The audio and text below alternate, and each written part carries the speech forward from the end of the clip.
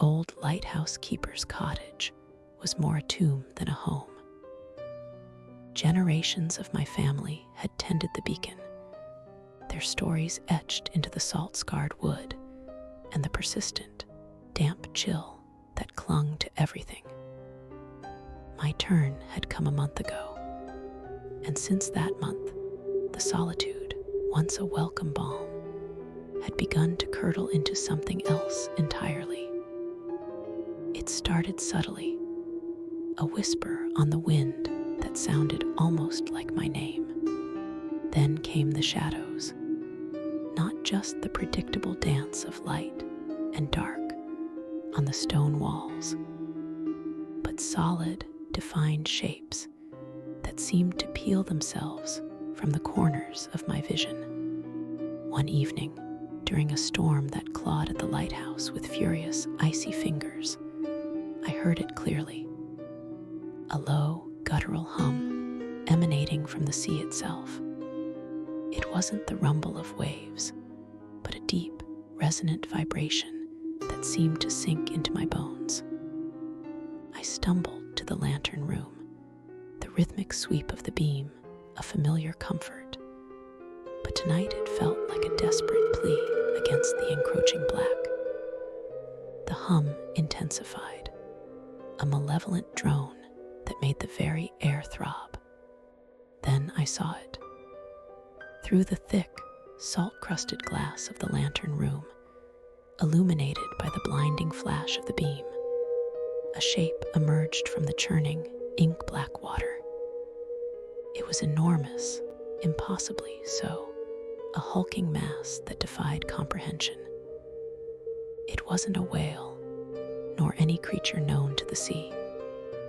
Its skin, if it could be called that, was slick and obsidian, reflecting the lighthouse beam like a polished void.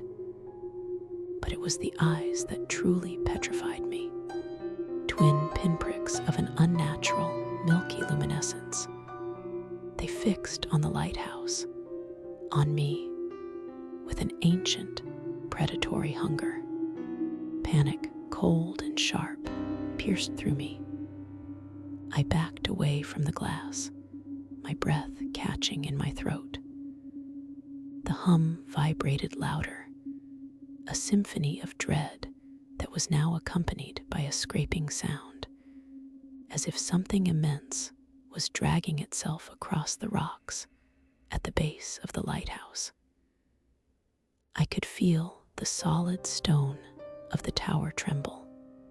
I remembered my grandfather's warnings, dismissed as the ramblings of an old man lost to solitude. He'd spoken of the deep, of things that slept beneath the waves, and of the light that kept them from waking. Now I understood. The light wasn't just a warning to ships, it was a ward. The scraping grew closer, louder. I could hear the sickening crunch of stone giving way. The hum was a physical presence now, pressing in on me, making it hard to breathe. I looked back at the window, my heart hammering against my ribs. The luminous eyes were closer, peering into the glass, and a faint, wet sound echoed from the darkness beyond the beam. It sounded like tasting the air, tasting the stone, tasting the fear. I was trapped, miles from shore, with the ancient, hungry dark reaching for me, and the only barrier between us was a weakening beam of light and the crumbling stone of a lighthouse that had stood for too long.